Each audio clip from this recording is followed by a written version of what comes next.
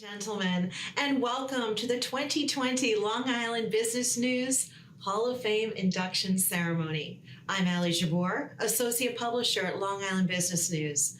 For 6 years, Long Island Business News has hosted this prestigious program, recognizing members of our community whose influence is extraordinary and unparalleled. And despite the tumultuous times that have come upon us this year, we are thrilled to bring you this program virtually. Today, you will hear from 16 inductees who will share with us their journey, how their backgrounds, experiences, and circumstances led them to becoming key players in our business community. I am certain their stories will inspire you. Before we kick off today's program, I'd like to take a moment to thank our event sponsors, without whom programs like this just wouldn't be possible. First, a special thanks to Hall of Fame presenting sponsor, Hofstra University. Let's hear a quick message from our friends at Hofstra. Invest in your future with a graduate business degree from Hofstra University. Earn your MBA in nationally ranked programs with flexible class schedules, distinguished faculty, and advanced facilities. The right master's degree for you is at Hofstra. Visit hofstra.edu/ZarbGrad.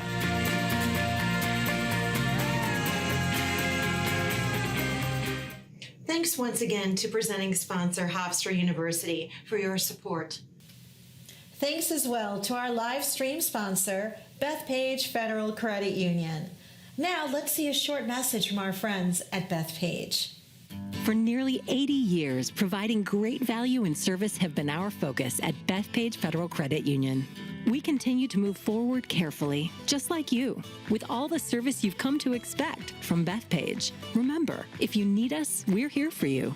Not ready to visit a branch in person? Access your accounts or our financial products anytime at lovebethpage.com or on our mobile app. Bethpage Federal Credit Union. We care about what you care about. Thanks again to Bethpage Federal Credit Union. Thanks as well to our contributing sponsors, Lorraine Gregory Communications and Forcelli Deegan Tirana. Our nonprofit sponsor, Family and Children's Association. And our virtual celebration sponsors, Austin Williams and Ruskin Moscow Faltchek. Ladies and gentlemen, while we may be tuning in from different locations throughout the region, and perhaps even the world, there's plenty of ways for us to stay connected during the program. As you hear from each inductee today, give them a shout out on social media using the hashtag #LIBNEvents. We'll show your comments and pictures on the screen in real time. Or if you prefer, drop a note in our event chat to the right of your screen. Inductees received celebration boxes ahead of the program, which included their Crystal Award as well as some pretty cool swag. Hall of Famers, don't forget to post a picture with you and your award and whoever you may be celebrating with today using the hashtag #LIBNEvents. We want to see you. Now, to kick off today's program, I'd like to welcome someone very special to deliver a short address before we meet our inductees. Please welcome the first woman to lead the Frank G. Zarb School of Business, Dr. Janet Lenahan. Welcome to the annual Long Island Business News Hall of Fame induction ceremony. I'm Janet Lenahan, and I have the pleasure of serving as Dean of the Frank G. Zarb School of Business at Hofstra University.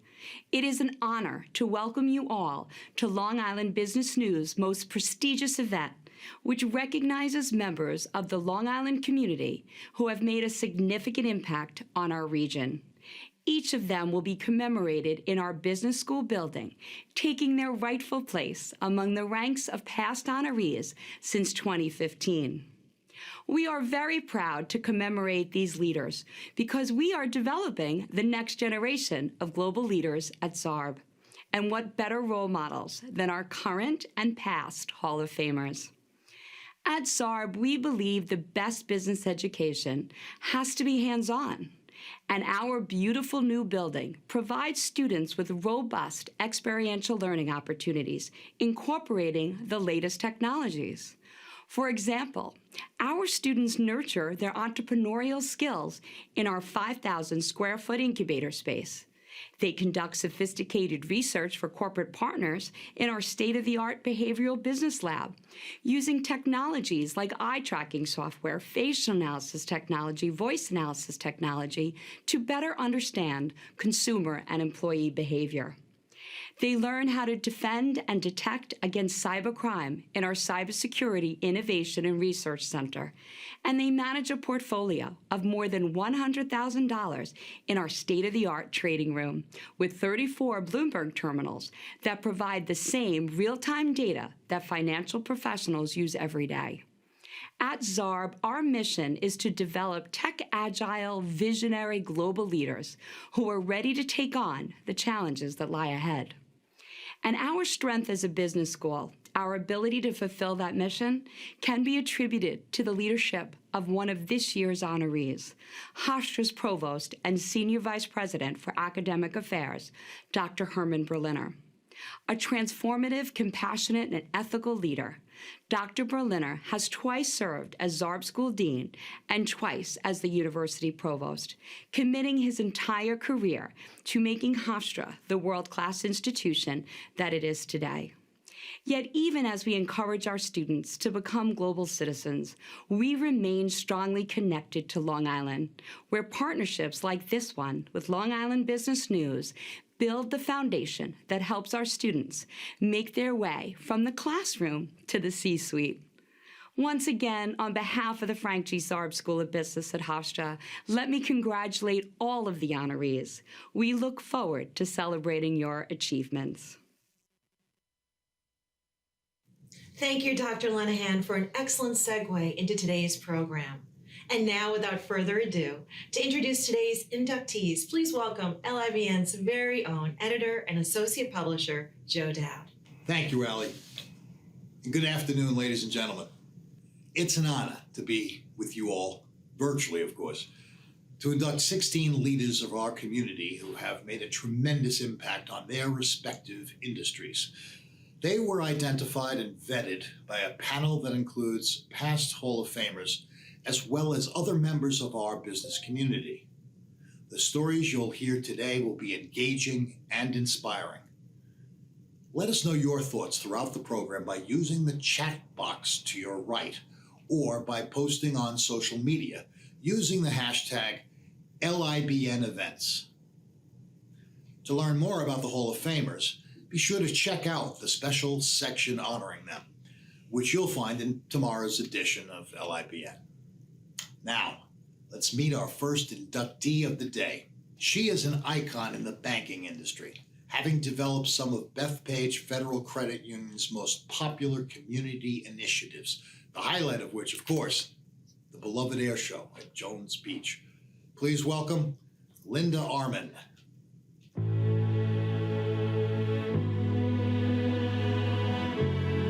I want to thank Long Island Business News and congratulate all of tonight's honorees. I am privileged to be among each of you. It's hard to believe that this year marks my 20th anniversary of Bethpage Federal Credit Union. It has gone by so fast and been a ton of fun. I have been given the opportunity to learn new things, channel my creativity, take risks, and build an extraordinary team who work together to make things happen. In fact, I could not have done as much as I did over the years without my teammates at Bethpage. I believe the work we do has a great effect and makes a difference in the lives of our members, employees, and the communities that we serve every day.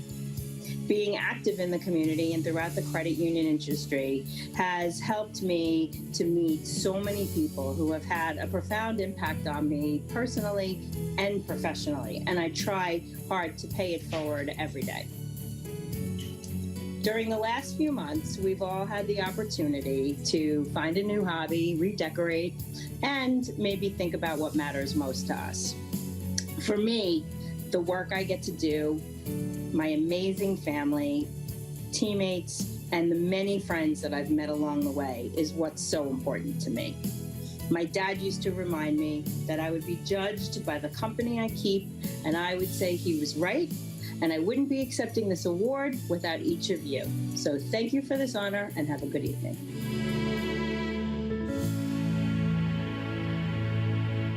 I'm thrilled to welcome the 2020 class of the Hall of Fame honorees, and so happy to see friends and clients like Linda Arman, Deirdre O'Connell, Jeff Reynolds, and Herm Berliner as part of the stellar group of honorees.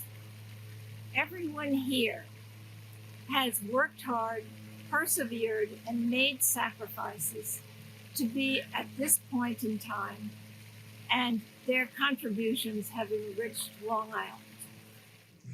Congratulations, Linda. Our next inductee is no stranger to the Long Island Business Hall of Fame program. In fact, he was the former Master of Ceremonies when he served as Dean of the Frank G. Zarb School of Business at Hofstra. Please welcome Dr. Herman A. Berliner.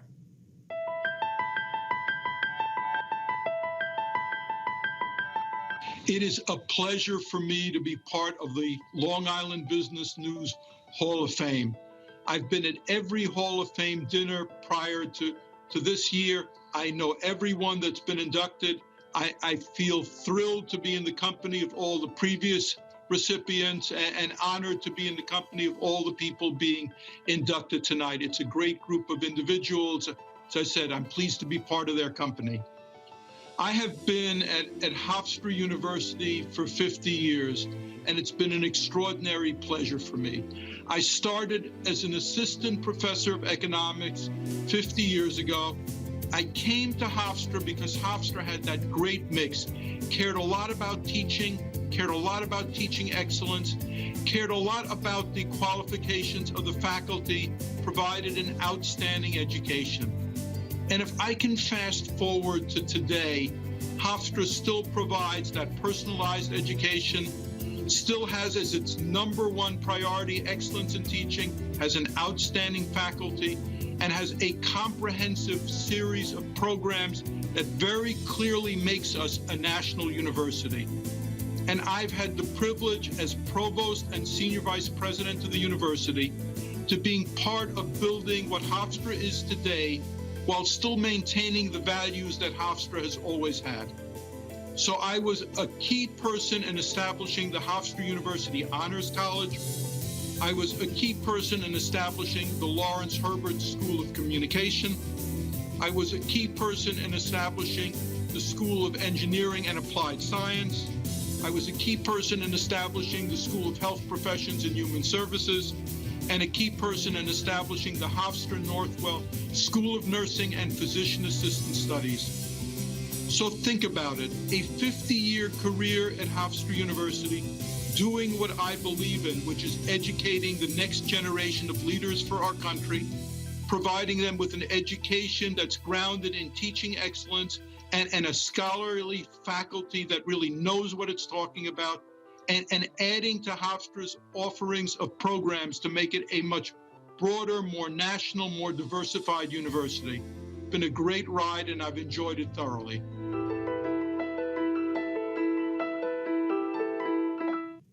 Thank you, Dr. Berliner, and congratulations. This Hall of Famer's last name is an unexpected nod to the industry he serves. The CPA spent years working with the food and beverage industry, and today serves as Markham's national leader of its food and beverage services group. Please welcome Louis Biscotti.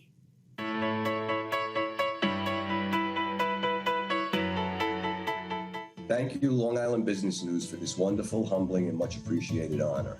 My journey begins where I grew up in the Bed-Stuy section of Brooklyn and spent the first 20 years of my life. I was raised by a single mom and 4 older sisters who provided me with the strength and determination to succeed. Upon entering college, I met my wife of 50 years on the very first day, and it was truly love at first sight. She has been my soulmate, my best friend, and my partner, and without her, I never would have achieved what I have. We got married just after graduating college and made our first home in Freeport. I worked in New York City for the first 8 years of my career with a Big 4 firm and with a boutique apparel CPA firm, during which time I obtained my CPA certificate and my master's degree. When I turned 30, I ventured out on my own and opened my first office in Rockville Center, where my wife and I had purchased a home. The office was small, but from my prior work experiences, including guidance from my favorite mentor, Arnold Cohen, I had built the confidence to advise owners not only about accounting and tax, but more importantly about their business and how they could grow and succeed. The firm started to grow and I hired my first key employee who became my partner for more than 30 years, Michael Toback. Together with the help of my wife, Alberta, who had become our firm administrator, we moved to a larger office in Rockville Center. The firm continued to grow and we merged in a firm in Valley Stream and spent several years trying to make that merger work. I learned a very important lesson from that failed merger about the importance of culture. Finally, Michael, Alberta, and I took a team of talented professionals and launched Scotty Toback and Company and moved back to Rockville Center. It was then that I decided to specialize in the food and beverage industry.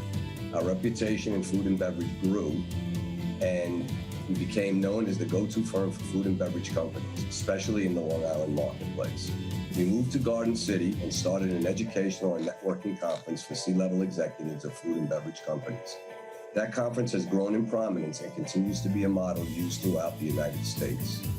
While our expertise and number of clients in food and beverage continued to grow, succession and expanding the resources of our clients needed became a priority, and consequently, we made the decision to seek an upward merger. The merger process was complicated and very challenging. We interviewed many top firms, resulting in 2 finalists, and joined an international firm where I was appointed as the International Food and Beverage Practice Leader. In this firm, while we were able to provide additional resources to our clients, over the years, many of our original staff left for other pastures, and while that saddened me, I cherished the time we had together. After 7 successful years, I felt it was time for a change. I reached back to the CEO of the other finalist firm, and here I am in Melville, working at Markham as the National Food and Beverage Practice Leader, overseeing nearly 500 food and beverage clients and a dedicated food and beverage staff of 90 professionals throughout the U.S. What a pleasure this has been for me in the twilight years of my career. Markham has grown to 14th in the U.S. with a staff of 2,500, and our CEO and regional managing partners have done an unsurpassed job in growing our firm. Our CEO, Jeff Weiner, often jokes with me saying my merger was the best deal he never did because he still got me and it didn't cost him anything. So my story is probably not unlike many of you who are listening to this. I've been blessed with many opportunities and experiences, a wonderful family and career, and a wonderful place to live, Long Island. I've had my share of ups and downs and mistakes, but I've also made some very good decisions along the way. There are many who have helped me along this journey. First and foremost to my wife, Alberta, who left her teaching career and worked alongside me all of these years. Happy 50th anniversary. She is and always will be my #1 supporter. Next to my large Italian family who have always been supportive, especially to my children, Ben and Liz, who have just celebrated birthdays and anniversaries. Then to my former and current partners and staff, and finally to all of the business owners, bankers, attorneys, and other business professionals I've had the pleasure of working with. And thanks to Long Island Business News and Hofstra for the wonderful job they do for being an integral part of the Long Island community. In closing, and to quote a favorite song, regrets I've had a few. Anyway, you all know the rest. And yes, I did it my way. Thank you, stay safe, and remember we're all in this together.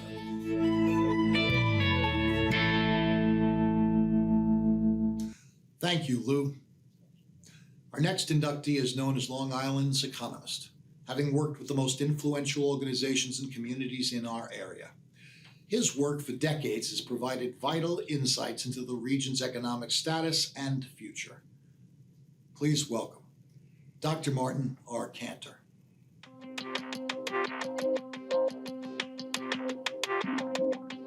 Well, I really appreciate receiving the Long Island Business News Hall of Fame Award. Totally unexpected, but very much appreciated, especially for a kid who grew up in Crown Heights, Brooklyn, and was educated at a free public college. I've come a long way on Long Island, and I'm so appreciative of this award. You know, it starts, where do you come from? You come from hard work. My grandfather came from Russia, and he was a builder, a home builder. My father took 10 years at night to graduate with an accounting degree from City College, City University of New York. I swore I'd never be an accountant because he worked so hard, but that's what I wound up being. You have to, ultimately, you have to find something that pays the bills, and accounting paid the bills. However, is it what I really love to do? I think what I ultimately wound up doing is what I love to do. Love to get involved in public discourse, public policy, education, being a lifelong learner. I went to Harvard. I was invited to lecture at Harvard and present a paper when I met a Harvard professor at a public policy institute in Westchester. And when I went there, I thought I was a pretty smart guy when I delivered my paper. But after it was over, my wife says to me, well, you don't look too happy. And I said, well, I went in there and I thought I was a pretty smart guy. But listening to the people from Harvard, I realized that there was a lot more to learn. And I went to a friend of mine who was a college professor here on Long Island. And I said, I think I want to go for my master's because I got to really catch up.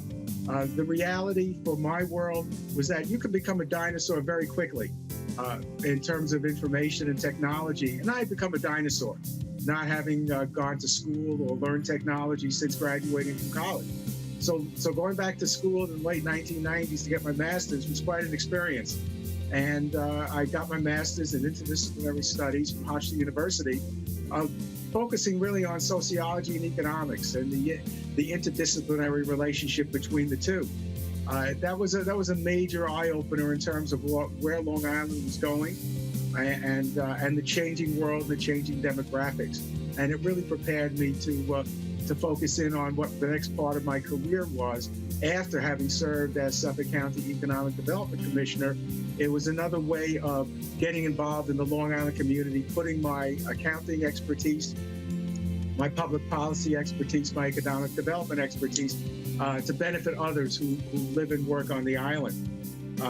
From there, I wrote a book because I wanted to go for a doctorate, and the same person who had said to me, go for your master's and I'll help you do it, said, you're getting old people, right? You're getting old people can't really have the energy to go for a doctorate. So he says, write a book.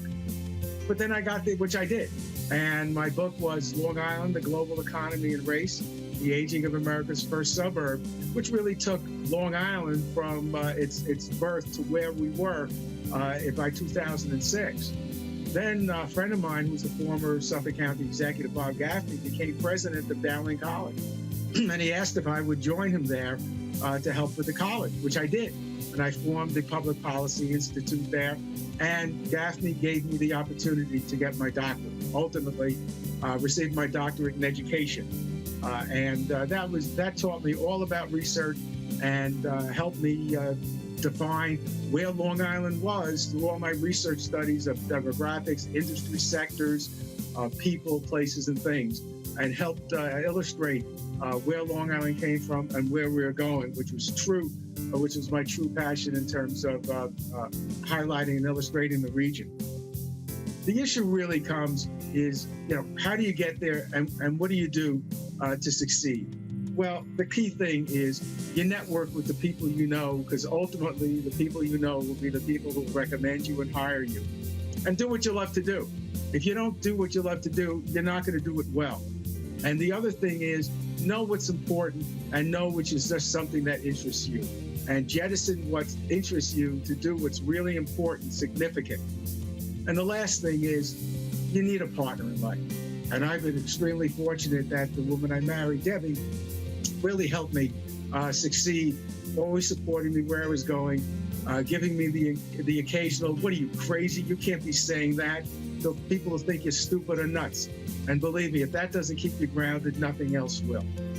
So for those who are now involved in the economy and on Long Island and the social fabric, those new millennials and younger people who are getting involved, the place is yours to make it as you wish, to follow in the footsteps of those who came before you. And most important thing is you have to become a lifelong learner. Always know that what you learned yesterday is not what you'll need for tomorrow, and always learn what you need for tomorrow, because that's what's going to help us succeed on Long Island. And again, thanking Long Island Business News for this Hall of Fame award.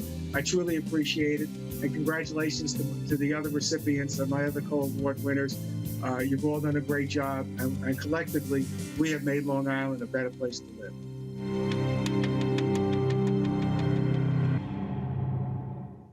Congratulations, Marty. This inductee is an acclaimed legal professional and a real estate industry icon with incredible insights into the Long Island community. His reach has affected instrumental development projects and major initiatives all across the region. Please welcome Daniel P. Deegan.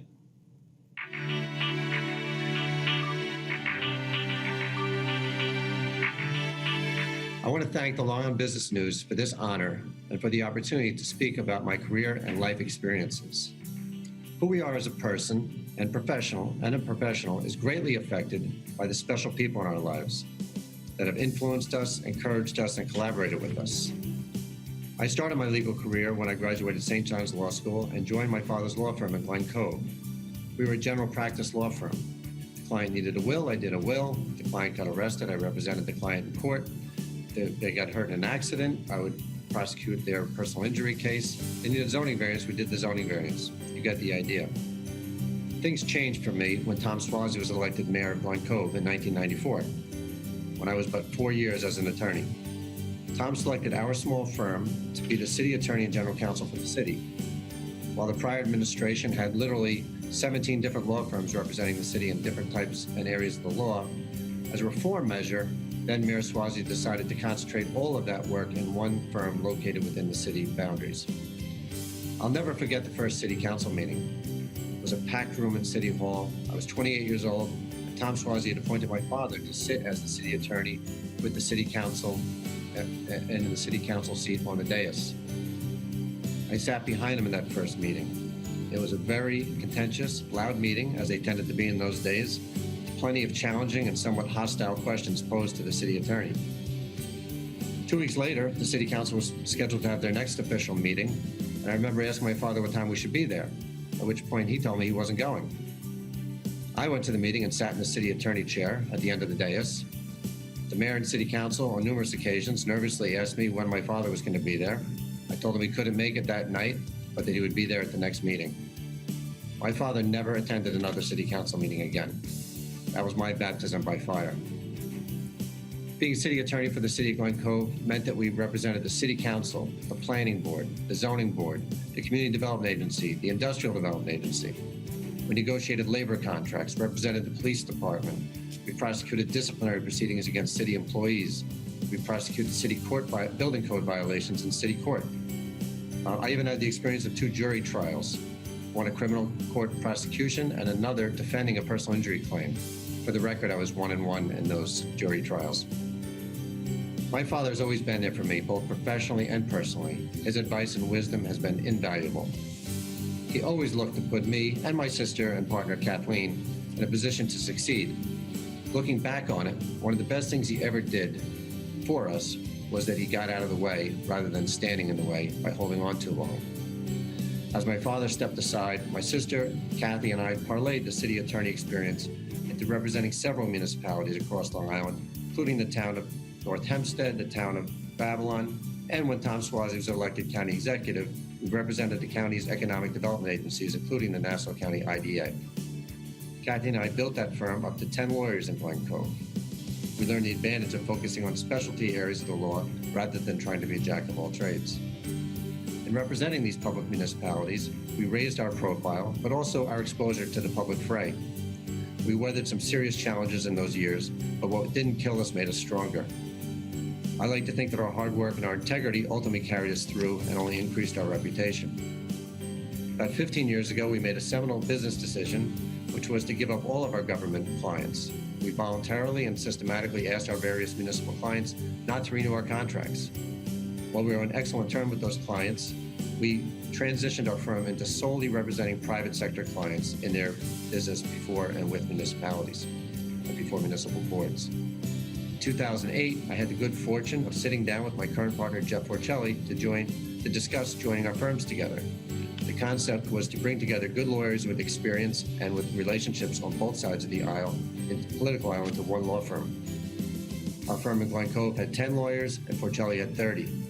Over the last 10 years, we have grown this firm to close to 70 lawyers. The decision to leave the comfort of Glen Cove and merge into the larger organization was a little scary at the time, but we've learned that once in a while you have to leave your comfort zone in order to get ahead. With the encouragement of my wife, Suzanne, and the partnership of my sister, Kathy, we made that leap. As it turned out, the move to the larger firm platform was the best move I ever made professionally. Over the last 2 decades, I've made tremendous relationships in the business community and in the political world. I'm proud to be on the board, to be a board member of the Long Island Association.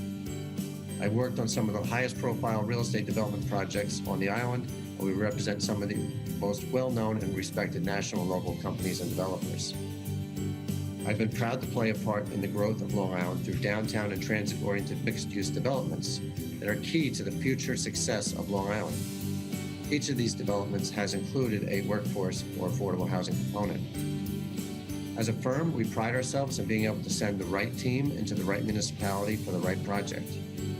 I want to thank my partners at Forcelli, Deegan, Tirana, and especially my great friend Jeff Forcelli for his leadership and vision, and John Tirana for being great business partners and friends with a shared vision to keep the firm growing and delivering uniquely high-quality legal services in a way that we believe adds value to our clients' projects and businesses.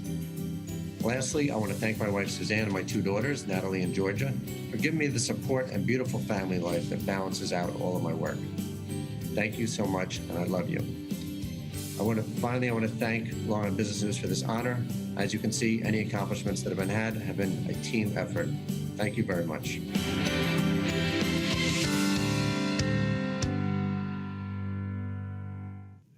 Congratulations, Dan. Our next Hall of Famer is a decorated NYPD detective who was injured in the line of duty. At the age of 45, he pivoted from law enforcement to marketing expert and grew a small mailing company into a bustling full-service firm. Please welcome Gregory Demetrio.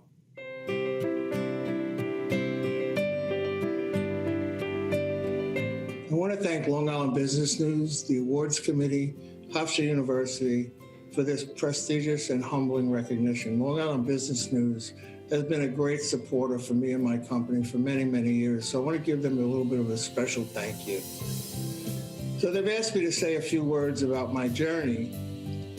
And as a New York City detective, I was shot pursuing a bank robber, seriously hurt, and a police officer, Tommy Chimenti, died in the same shootout. It was a turning point in my life. It left me injured, disrupted my police career, caused my retirement, and left me not knowing what came next. Being retired at 31 is not usual, and it created a situation where I was so unsure about what was ahead. I moved off Long Island for several years, but I was brought back at the request of my brother, who had just started a new company providing mailing services to a major brokerage house in the city. And I ran the processing division, and I built it from nothing to eventually have 132 employees to mail 50 million shareholder communications. But sadly, my brother passed away very suddenly, and his partners, who were not Wall Street people, couldn't maintain the business, and it closed. So again, I was at a crossroads. And by then, I was living back on Long Island with no real prospects. And in order to support myself, I held jobs as a night watchman, a real estate salesperson, and even a data entry clerk at Publishers Clearinghouse. You do what you have to do, right? By 1992, I needed a real job. So Lorraine and I pooled what money we had, and we bought a small mailing company and 2 storefronts in Bethpage. But fast forward to today, and Lorraine Gregory Communications occupies 25,000 square feet. And we're an agency in the front of the house and a factory in the back because we have a full print and mail division that produces almost 70 million pieces of collateral and mail every year. Lorraine Gregory is a family-owned business, and Lorraine and I and 2 of our children, Jay and Gina, run the place. Jay and Gina are significant executives, and without them, the rest of the employees, I'd not be able to be the face of the company. The past 7 months of lockdown, social distancing, and economic turmoil have injured the business community, and our company is no different.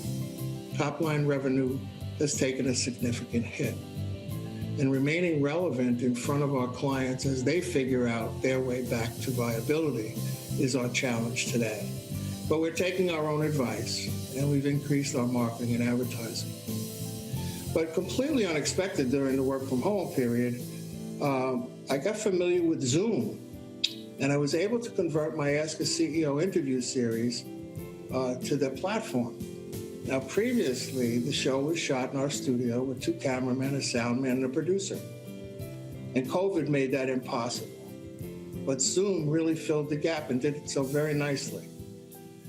So much so that I interviewed 25 prominent Long Island CEOs about their experience in running their companies under the lockdown and quarantine mandates.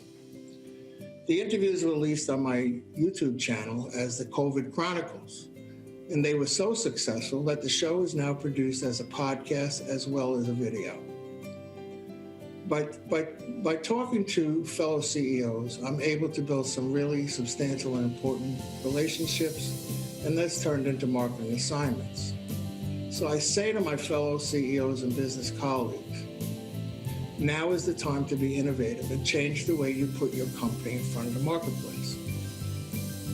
Just as restaurants used outdoor seating and takeout options as survival mechanisms, all businesses need to find new ways to do business until there's some return to normalcy. Sadly, many businesses have closed or will close, and Main Street may never be the same again. But I've been very blessed in life, in my family, and in my business, and I give great credit to God. During my whole life, He held me on a very long leash, but He never let me go. And without that grace, today would not be possible. For those of you who know me, you know that I abhor the word deserve. Deserve says you're entitled to something. And I'm just grateful for every good in my life, and I know that much of that is not due to anything that I've done. Blessings are just that, blessings. And I'm truly blessed by this awesome honor. Thank you all, and God bless you.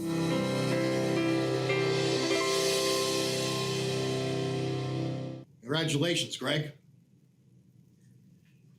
This inductee is an industry icon and founding partner of Ruskin Moscow Faltachek. His decades of leadership and strong community connections are what developed the once small firm into a major contender in business law. Please welcome Michael Faltachek.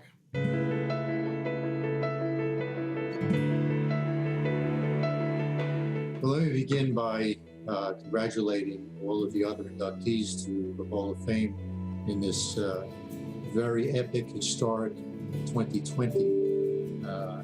I compliment all of us for being able to get to this point in the year, healthy and safe, I trust, and will continue to do so as we move forward. I am personally honored to have been chosen as an inductee to a Business Hall of Fame on Long Island, or elsewhere, in fact. One might say I am a true islander. My entire life has been on island. I was born in the Dominican Republic in Ireland. I grew up in Queens on Long Island. I went to school in Manhattan in Ireland, and I made my career and home and upbringing for my family in Nassau County on Long Island. And I believe that I am privileged to have been able to do that. As a child of a family that was thrown out of one country and made its way through several others until it found its way to the United States, I look back and marvel at what I have been able to accomplish, largely with the help of the people around me and the businesses that I've been able to serve. My family background is service-oriented. My parents were hand laborers. I learned to be a service-oriented person, and I brought that to my career in the law. I have striven throughout my career to surround myself with people, hopefully that were smarter than me, and be able to provide that kind of legal and business advice to my clients. I'm proud that those clients have succeeded based on their own strengths and their own smart business acumen, particularly in choosing me as their lawyer. but in so many other ways. As far as my family is concerned, I'm proud of them. They have contributed to my success in so many different ways and have found success in their own right. My son continues in the practice of law for some period of time, now running a business himself. My daughter-in-law, who graduated law school with him, and also went on to a very successful business career. My daughter and her significant other, both career-oriented. My daughter is an occupational therapist in the New York City School District, and her significant other is in the Second Circuit Court of Appeals. So we continue to have quite a impact and relationship with the law, with serving the best interests of others and helping them to succeed while we derive some of the benefits from that success. Beyond that, I don't know what more I could say other than thank you again so much for this honor, and again to my fellow inductees, safe, health, and a great future. Thank you. My name is Adam Silvers, and I'm the managing partner of Ruskin Moscow Faltashek. On behalf of all the partners and employees of the firm that bears his name and legacy, I want to wish my warm congratulations to Michael Faltashek for his induction into the Long Island Business News Class of 2020 Hall of Fame. Congratulations, Michael. Our next Hall of Famer has spent most of his life helping those with disabilities. And after 6 years as executive director at ACLD, his Hall of Fame induction will be just one accolade Long Island will send him off with as he nears his retirement at the end of this year. Please welcome Robert C. Goldsmith.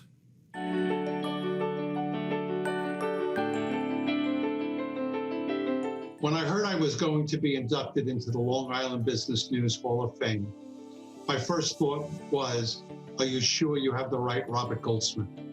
But to borrow from Jane Austen, I suppose I must be content to be happier than I deserve. To my fellow honorees, I am privileged to be in your company. I want to thank everyone at Long Island Business News, especially Allie, Jenna, and Joe Dowd. I think it speaks volumes about you that in a year such as the one we are living through, you would see fit to honor the leader of an organization where the bottom line isn't the bottom line. But if we have learned nothing else in 2020, we learned that looking out for each other, and especially for those who may need assistance in looking out for themselves, is always worthwhile. And in my heart, I believe the honor you give me tonight reflects that. Research has shown that most leaders do not come out of college at the top of their class. I fit into that category. When I was accepted to NYU for my second master's, I was quick to understand that in order to compete, I had to work harder than anyone, focus and read books about successful people and projects so I could catch up and perform at the highest level. My wife calls me a hoarder of books, and the process continues today. There is a sense coming from a low middle class family that you are never good enough, and only a constant drive will result in success. By the way, I hit the jackpot marrying my wife, who is both gorgeous and smarter than me. Then came Howie Stone into my life, and he changed it forever. I met Howie when he was 17 years of age in the late 70s and was being denied an appropriate education. The first time I lifted Howie from his wheelchair and I saw his pleasure, and despite his multiple physical and verbal limitations, we were going to design a program in housing for Howie and individuals like Howie. People with intellectual and developmental disabilities are not less. They are only different. They should be free to live what they want, eat where they want, and work where they want. Getting to know Howie drove that home for me. This leads me to another situation where I found a complex problem would lead to an opportunity. HRC New York City was leasing 65,000 square feet in Union Square, New York. I soon learned that the special people coming to the clinic were forced to use a separate entrance from everyone else. This drove me crazy, and I was determined to get us out of that building where they had been for over 30 years. After work, I would see buildings for sale with our broker, Brian Gill. Finally, we found a 150,000 square foot building for sale downtown. I not only had to convince a board, but I had to figure out how to buy and pay for that building, including construction costs necessary to make it habitable for the staff and our special individuals. The solution was to purchase the building with non-taxable and taxable bonds, reflecting the tenants who would rent part of the building from us. This was far more involved than I could imagine, but let me conclude that the real estate industry in New York City voted this deal the third most complex deal that year. And the special people walked into that same entrance as everyone else. Accordingly, the leadership consultant, Jennifer Berger Garvey, an executive director or CEO, is hired to solve complex problems, not cause problems, and see opportunities and view them as part of a systems. Throughout the years, I could do the first two parts easily, but was always thinking and focusing on opportunities to solve systemic issues affecting special people. In 2014, the ACLD Board of Trustees put their trust in me by hiring me as their executive director. Through the influence of parents of special children, it has been my honor to support a mission which is far bigger than me. My current board, led by Joseph Ortego, is an example of a board consisting mostly of family members who want a better life for their children. That just motivates me to try harder to succeed. Recently, I saw the need for additional housing options for the special adults we support. Hence, my interest in affordable housing. I was driven to learn everything I could regarding funding, government, and local approvals, as well as seeking an appropriate location. Our first affordable housing project opened this past summer in Bethpage and is now fully occupied by our special adults and qualified seniors, and others are in development. I will always be appreciative to Joseph Ortego and the ACLD board, as well as the other agencies who support special people that I have served and worked with over the years, giving me the opportunity to deliver my promise to Howie. Furthermore, I feel the responsibility for training future leaders of ACLD and ensure that I encourage them with multiple opportunities to learn and improve this scope of expertise. My passion has been doing all I can to ensure the people I work on behalf of are seen and treated with respect and dignity they deserve. Honoring me tonight suggests the years I have dedicated to this task has in the end been time well spent.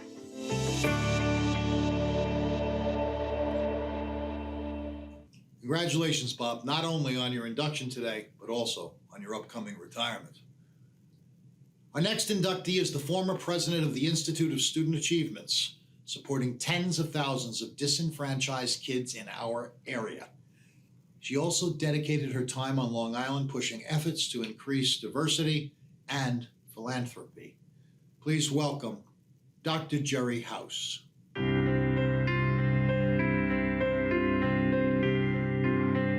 It is a great honor to have been selected by Long Island Business News as a 2020 Business Hall of Fame inductee. My deepest thanks and gratitude for this incredible award. My passion for and commitment to teaching and leading began about the age of 7, when I would assemble my 3 younger siblings in my makeshift classroom at home and try to teach them to read, write, and count. Believe me, they were a rowdy little group.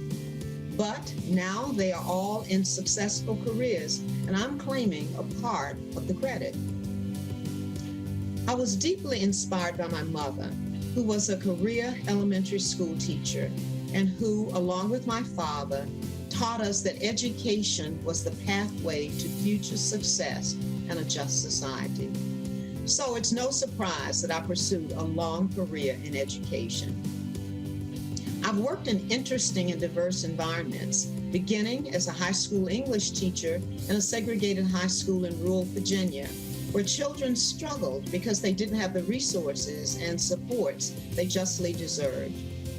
A few years later, I arrived in Chapel Hill, North Carolina, and had a long tenure there, ending as the district superintendent. Chapel Hill was a world apart from our rural Virginia experience. It is a very high-achieving school district, serving one of the nation's most well-educated population. When I left Chapel Hill to become superintendent of the Memphis City Schools in Memphis, Tennessee, a large urban district serving students primarily of color and those from low-income families, I was moved by the gross inequities I had observed and deeply inspired to continue my career to improve education for those students who have been underserved and impacted by so many unfair policies and systems in our society. And it was with that same drive and inspiration that I left Memphis and relocated to Long Island, New York, to lead the Institute for Student Achievement, a national high school reform organization focused on creating high-quality and equitable high schools for students who were least likely to graduate from high school prepared for college success. These inequities are vividly reflected in lower school success indicators such as attendance, high school graduation rates, and college entry and degree attainment. Evidence clearly shows these disparities diminish students' access to America's vast landscape of opportunities, thus affecting their adult outcomes. The quality of schools that children attend should not be based on where they live, the color of their skin, or the income of their parents. It was always the echo of Dr. Martin Luther King Jr.'s words, "Our lives begin to end the day we become silent about things that matter," that led me to devote my career and service to advocating and fighting for equitable and high-quality education for those children who are marginalized and underserved by our society. The just society that my parents envisioned so many years ago for their children. Progress has been made, but the work is certainly not done. If anything, the systemic inequities that were always there have been laid bare during this pandemic. We must change the narrative and make the world a better place. Doing so will require a sustained effort on the part of all. Because there were always teachers and mentors and family who took a keen interest in me throughout my journey, I will continue to pay it forward, inspiring, pushing, cajoling, and mentoring others to teach and lead with equity and justice in mind. Again, thanks for this significant recognition.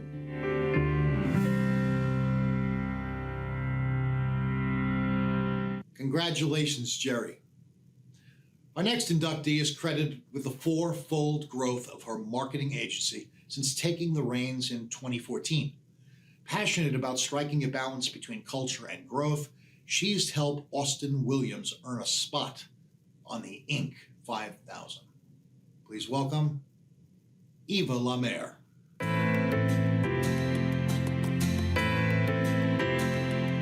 Hello, I'm Eva Lamere, president of Austin Williams. I'm truly honored and humbled to receive the Long Island Business News Hall of Fame Award.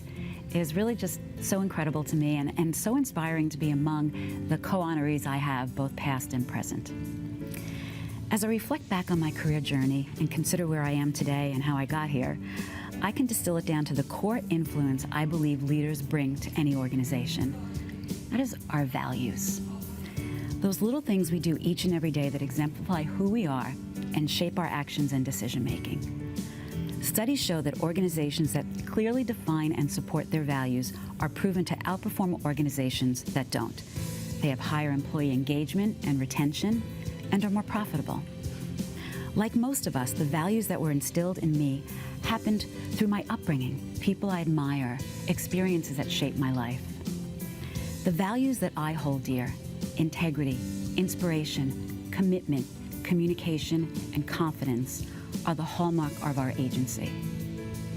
The crystallizing moments for me in my career are witnessing the magic that happens when every one of our employees is aligned with and living our values. When our values are manifested in how we conduct ourselves in everyday business, our client interactions, our culture. To do so ensures a solid and guiding foundation which we can rely on during tough times and which also helps us live well and authentically. What I've also learned is that values can expand and evolve as the world we live in evolves. Pretty important in today's times. Case in point, we have added tolerance to our core values in the face of growing social injustice and lack of diversity in the advertising industry. But we don't just add that to our list and feel we've addressed the issue. Living our values means making them actionable. So I'm pleased to say we're about to announce that Austin Williams has created a new scholarship program with select Long Island colleges designed to help students of color pursue careers in marketing and advertising. Part of that scholarship will also be paid internships at the agency. Our value of tolerance has led us to create opportunities such as this one that will work towards racial, social, and economic justice. Today, more than ever, as consumers are looking to align with companies and brands that stand for what they stand for and show they mean it, it's critical for organizations to take a hard look at their values and assess how well they are reflected in everything you do. Whether it's simply how we engage and appreciate employees, to ways we can make a real lasting impact on our business, industry, and community. If our scholarship program becomes my legacy, I'm pretty okay with that.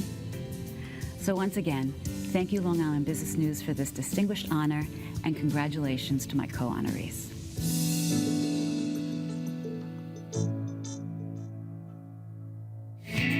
We are on a mission to create ideas that inspire action. Eva Lemaire, you are the leader. Inspires us all. Cheers on your induction to the Long Island Business Hall of Fame. From your entire Austin Williams family. Congratulations, Eva. Our next Hall of Famer carved his legacy as the top auctioneer in our region. With thousands of auctions under his belt, generating more than $2 billion in sales, he carried on the legacy of his family business in stride. Please welcome Richard Maltz.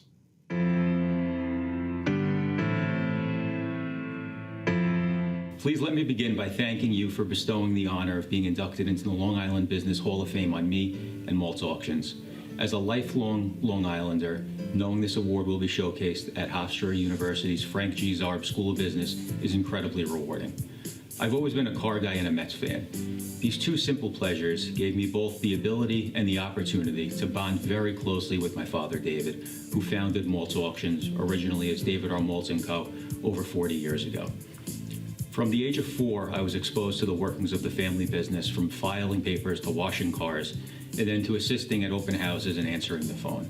This continued for years on the weekends, and then to nearly every day after school once I hit 9th grade.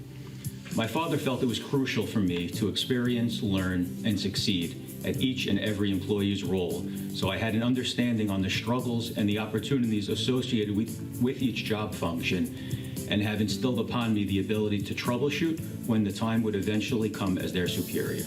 He also wanted me to understand the value of a dollar and the importance of a strong work ethic. Once I saw the power of earning money and saving, which included me buying my first handheld video game at the age of 7 and my first car when I was 16, I was addicted. I'm incredibly grateful for the strong work ethic that I couldn't shake today, even if I wanted to. Along with learning the actual day-to-day operations of the business, my father was adamant that the Maltz name stand for something: values, ethic, and doing the right thing. He drilled into my head that it takes a lifetime to build a reputation and one poor decision for it to all crumble away. There's a great story that he liked to tell that I'm going to share with you. It illustrates perfectly what type of family we strive to be. As a matter of protocol, Bob, our jewelry auction manager, tests every item during the preparation stage for an auction. One specific lot was valued by the client's appraiser as having a $20 value and described as a quartz ring with assorted costume jewelry. Bob brought the ring into my office, advising it tested real on our diamond tester.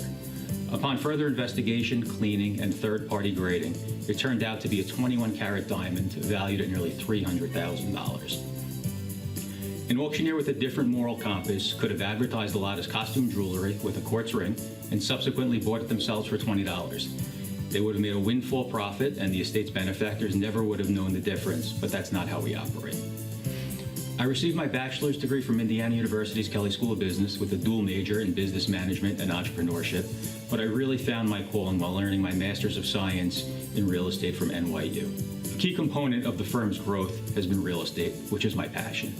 Since joining the company full-time upon undergrad graduation, I spearheaded the concentration in our real estate auction division and realized tremendous growth that came in part from expanding beyond just selling distressed assets. My most notable early accomplishment was a $35 million portfolio liquidation for a private, non-distressed seller. The highlight of that auction was the $11 million sale of a property the client bought 2 years earlier for $6 million. And this auction made my father a believer in non-distressed sales, as this transaction was the firm's highest single property commission generating sale at that time. I'm proud to boast that since then, we have continued to post incredible growth on an annual basis. Within the past 6 months alone, we posted over $100 million in sales, including a $50 million single property sale and a $29 million bulk portfolio sale. We work closely with government agencies and fiduciaries, including the SEC, the New York State Department of Taxation and Finance, bankruptcy courts, trustees, court-appointed receivers, lending institutions, and a wide range of individuals and corporations who simply seek liquidity on an expedited basis without sacrificing price. My dad passed away of leukemia right before the holidays of 2015.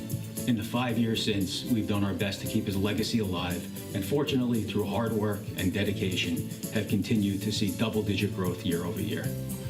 I'm grateful for my parents, my family, including my wife and 2 children who are my life, and my auction team members who really are my extended family. I can't imagine wanting to be anywhere else in life, except, of course, without the pandemic. To all of you, thank you again for this honor. Continue to stay healthy. All the best in 2021 and beyond. Thank you. Congratulations, Richard. Our next inductee serves as head of her own medical consulting firm, but she is also an acclaimed champion of diversity as president of the 100 Black Women Incorporated's Long Island chapter. Please welcome Barbara J. McFadden.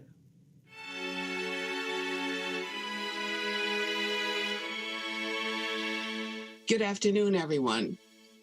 I'm overwhelmed with the prestigious honor of being an inductee into the Long Island Business News Hall of Fame, especially in the august company of my fellow nominees. By way of introduction, I am a registered nurse with 50 years of diversified experience in long-term care, managed care, and acute care.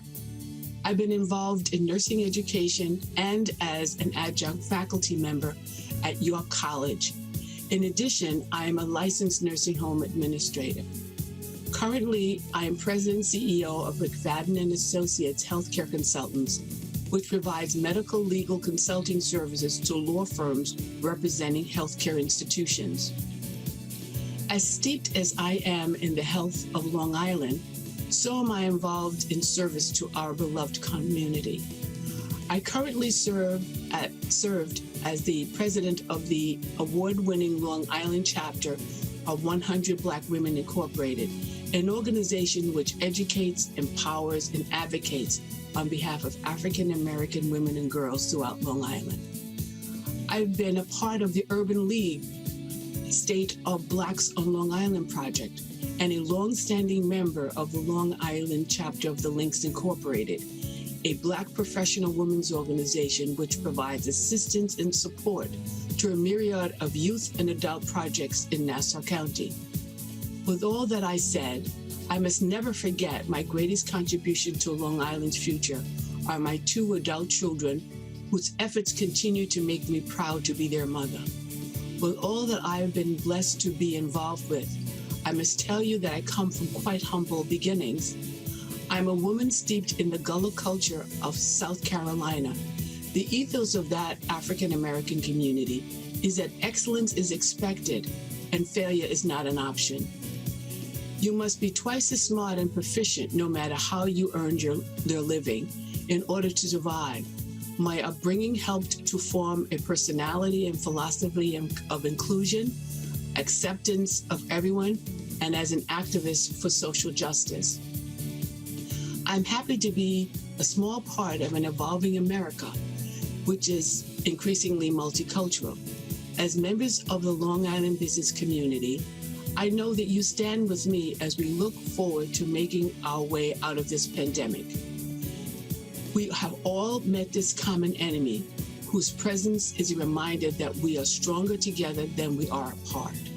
To end, the words of this poem entitled Because of You by Jacqueline Borsiega explains how I achieved so much despite the myriad of obstructive circumstances facing an African-American woman born in the segregated South. These words are appropriate because they describe the support I received from my parents and extended family. Because you picked me up when I struggled to get through, because you healed my heart when it was thrown and shattered, because you gave me hope when it seemed to be out of reach, because you filled me with peace when chaos flowed through my veins, because you showed me the light when there was only darkness, because you gave me comfort when I cried out with pain, because you reassured me when the doubt screamed in my head, because you sustained me with strength when weakness, because of that, and because of you, I am able to thrive.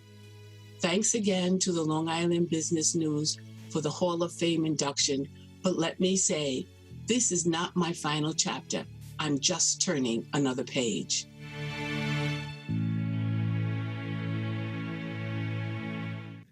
Thank you, Barbara, and congratulations. This Hall of Famer is an industry superstar who, after having her real estate firm acquired by Daniel Gale Sotheby's, worked her way to taking the reins of the entire company, and today manages a $3.3 billion organization. Please welcome Deirdre O'Connell.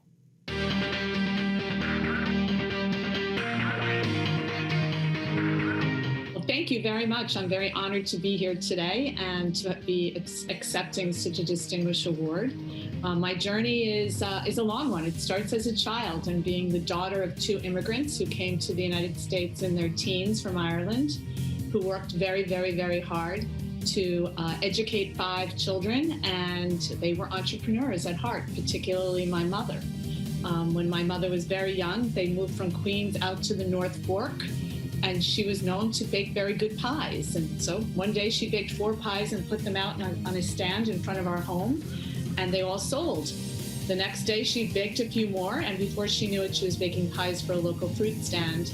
And on a given weekend at the height of the summer, we would bake somewhere around 100 to 120 pies.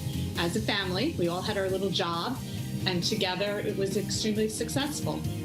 Fast forward a little bit, she got out of the pie business, and she and my father bought a store in the village of Cutchogue. It's called Nolan's Village Market. And it was ahead of its time in the sense that it was a place you could go to get prime meat and cheese and crackers that you couldn't get at the local grocery store. And it was known for quality. It was known for service. And it was known for a family that worked together very hard for success. So that was sort of my upbringing. And then I had 5 children of my own. And I started in the real estate business when I only had 2 children, because I wanted a career that could keep me closer to home. But I entered into it as a salesperson, knowing that it was my full-time job and that I was going to work hard and be successful at it. Unfortunately, after having my 5th child, I had to take a slight little break from real estate, and I decided to throw myself 100% into motherhood. But during those few years, and it really was a short few years, at one point, the company I worked for was sold to Coldwell Banker, and none of the agents wanted to go to Coldwell Banker. And sometimes it takes one person to change your path in life. And one of the older brokers, I'm going to call him one of my few mentors, his name was Ed Devlin, called me and said we had to have a sandwich together at the diner. And he said, "What the hell are you doing running around with these children when you should be in real estate, because that's where you're meant to be?" And he helped me open up the business under my own name, Deirdre O'Connell Realty, and I had a pretty successful office in Manhasset. And a few years later, I opened a second office way out on the North Fork, where I grew up in Cutchogue. And that's where I really met Daniel Gale Sotheby's International Realty, because they were not on the North Fork and they were looking to expand. So I met with Pat Peterson and Carol Tintle. And honestly, the first day I met Pat Peterson, I knew that this was a potential partnership, because of the values that this company had and how it mirrored my own, which was customer service comes first, ethics and integrity come first, and hard work always is part of any successful story. So I joined Daniel Gale, and that was in 2007. And from then, I helped them grow the North Fork. We opened a handful of offices on the North Fork, and I became part of their senior management team. And in 2018, Pat asked me if I would be CEO of the company, and that was certainly a moment that I'll always remember. And so Pat's not only my mentor, but she's also my friend and my confidant. And I'm very, very proud of the company that she let me lead with her. And but real estate is an interesting business, and it was extremely fascinating this year. And we all know real estate markets have ups and downs and curves, but nobody could have predicted COVID. And we went from having one of the most amazing years at the beginning of 2020 to having a complete shutdown in April and May, and then to have to learn to sell houses virtually, which we did. And to be able to do that successfully was unbelievable. And now to be in a position where we're actually caught up to the same numbers of sales that we had last year is incredible. But it's because of the hard work and dedication that we have to our agents and to our customers and clients. And I have to say, at Daniel Gale Sotheby's International Realty, the values that this company has are the same values that my parents brought me up with, which really is, it's hard work, number one, and always. But you always have to have the customer first and always do what is right, and the rest always follows. So thank you very much for having me here today.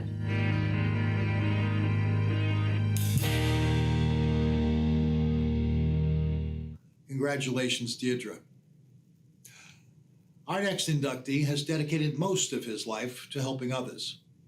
A sought-after expert, his incredibly broad scope extends from nonprofit management to combating addiction, AIDS research, and even marathoning.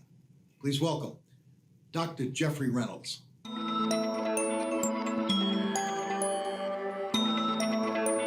Hi, I'm Dr. Jeffrey Reynolds. I have the privilege of serving as the president and CEO of Family and Children's Association based in Mineola. I'm very, very thankful and quite frankly humbled by this honor. It means the world to me. My journey began, I hate to say it now, probably 25 years ago working in health and human services. And typically when folks like me are asked how we got into this line of work, we come up with some fancy storyline about how we're just people persons or how we like to help. The reality is that virtually everybody who gets into social work or health and human services has a more extended story that typically involves reaching out for help, and maybe they got it and maybe they didn't. But in any event, for me, it meant seeing a lot of injustice around me. I started my work in HIV in the 1980s. And so seeing that injustice and watching the community response build over time and the strength of people who are suffering with the disease really led me to where I am today. And I went from HIV to drug and alcohol work to FCA, which now offers more than 30 different programs across the lifespan. The work means the world to me, and in most regards, it doesn't feel like work at all. I'm sometimes amazed that I even get paid for doing the stuff that I do. But some of the things that I'm most grateful for is that ability to make a difference. And at FCA, we have a 135-year-old history, and I feel really privileged to have the organization placed into my hands for this period of time to steward it to its next phase in life and its next phase of programs and helping Long Island become a better and healthier and safer place. I'm incredibly thankful to our board, to our supporters, and almost most importantly to our staff. We have 340 dedicated professionals who each and every day, while I'm here recording videos and accepting awards, are out there rolling up their sleeves and doing the hard work, particularly in the middle of a pandemic. And so I'm very thankful to their efforts day in and day out.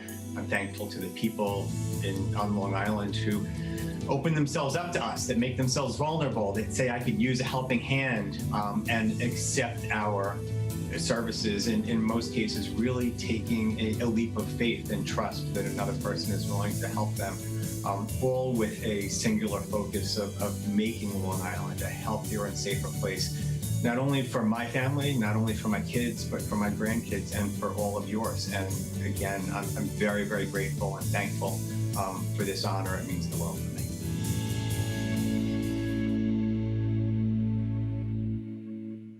Congratulations, Dr. Reynolds.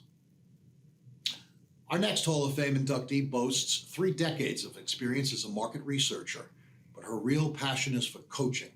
Her book is a self-help tool for young women that shares the stories of what it was like growing up as the daughter of a top female executive. Shoes she now wears today. Please welcome Karen Schoenbart.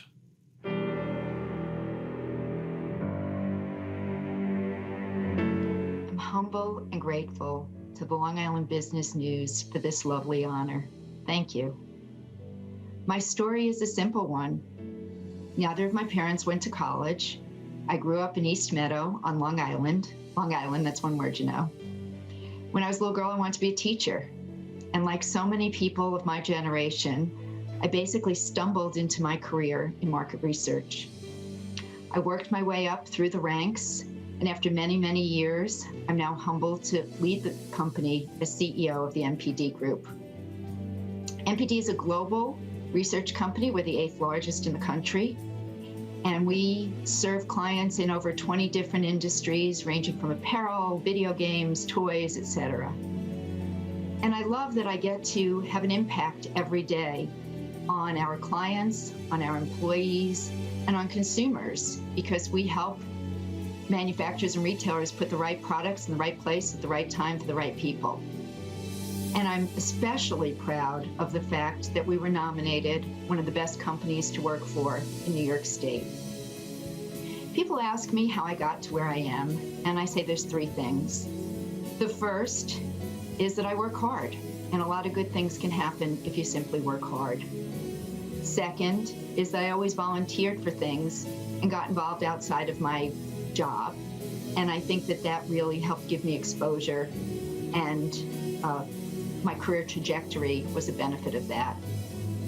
And I've been very fortunate to have people in my life who believed in me even when I didn't, and who pushed me to get out of my comfort zone.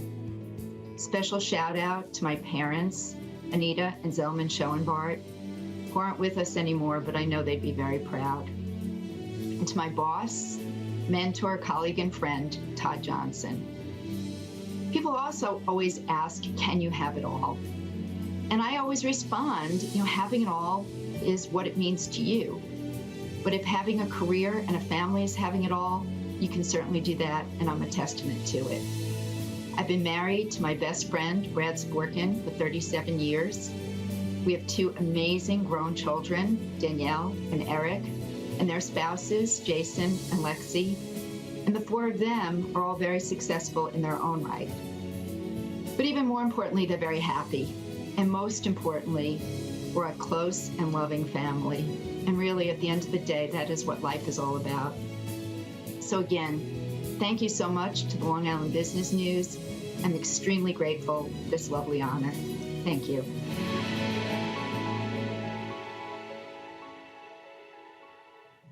Congratulations, Karen. And now, our last inductee. She is a force to be reckoned with, making herself known as the expert in New York State tax issues for businesses and individuals on Long Island. Her knack for networking and unparalleled legal experience makes her one of the most recognized faces in the Long Island business community. Please welcome Karen J. Tannenbaum.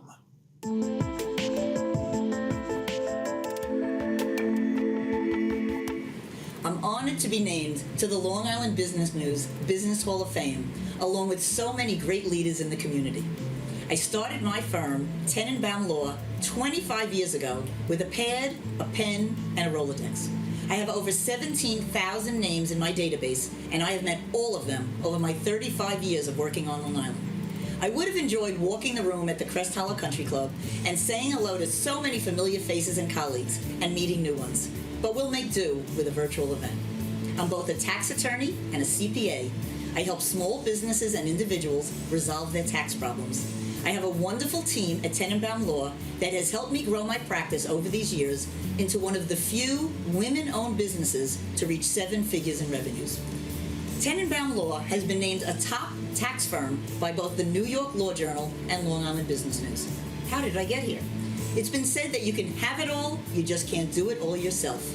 And I've been lucky enough to be surrounded by people who have helped me and taught me along the way. I started my career in Big 8 accounting firms in New York City, but decided that law firms on Long Island were for me.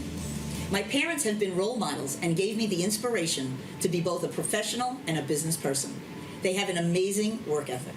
We had such interesting discussions around the dinner table about business as I was growing up. And did I mention my wonderful husband of 36 years, Larry, also an attorney, and my children, Allison and Stacy, both who have successful careers of their own. And they're married to great guys, Matt and Jason, and I'm a grandma to 1-year-old Asha. When I started this journey of my career, I was newly married. I was able to raise a family, and flexibility of schedule was key, while still providing quality service to my clients. I did that by seizing opportunities to gain critical business skills, build strong support networks, get involved in legal and community organizations, and aggressively promote the firm's tax niche through writing and speaking. I was lucky to be the recipient of 2 business programs that helped me grow my business. Count me in American Express's Make Mine a Million and Goldman Sachs' 10,000 Small Businesses. In addition to speaking, writing, and networking, we have helped numerous small businesses and individuals with their tax problems, and they or their accountants, attorneys, and financial advisors have referred their friends, family members, and colleagues to us. We represent closely held businesses that have a sales tax audit, or someone who owns more than one home and New York State claims that they live here. And we represent people who owe money to the IRS and New York State, especially in these times when their financial situation may have changed. We have received letters telling us how we've changed their lives by alleviating this tremendous problem for them. But I've also been active in the community, serving on the board, or been involved in nonprofits on Long Island. My passion is teaching children about money. I was co-founder of Commerce Plaza, the children's business center, which has seen over 65,000 kids from local Long Island schools come through the program, where 5th graders take part in a hands-on experience of running a business for a day. Each has a job, gets paid, and they see what the world of work is like. I was also the inaugural chair of the Financial Literacy Committee of the New York State Society of CPAs Nassau chapter. We held a family financial literacy fair and put together money-related resources for the community. I also started a company that focuses on teaching younger kids about saving and other good money habits. Through a cute, animated character named Walter the Vault, we empower young children to make wise personal and financial decisions. We have a book that includes Walter's words of wisdom. I'm Walter the Vault, I'm friendly and nice, I'm filled up with rhymes and financial advice. Save your nickels, save your dimes, listen well to all my rhymes. And if you do, it's me you'll thank for all the money in your bank. We also get involved in the community. We present programs to the Girl Scouts and Boy Scouts. We even have a patch. We were part of the Kids Expo at the Long Island Children's Museum and participated in the Half Hollow Hills Library Money Exhibit. We've been interviewed by Fox 5 New York News, and we've been on News 12. We also have an activity book in a money line of toys. Overall, being involved in the Long Island business community for the past 35 years has been so rewarding and enriching. I have enjoyed all my relationships, and I look forward to continuing to contribute to the business community and helping others be more successful in their businesses. Thanks again to Long Island Business News for bestowing this honor on me, and congratulations to the other honorees.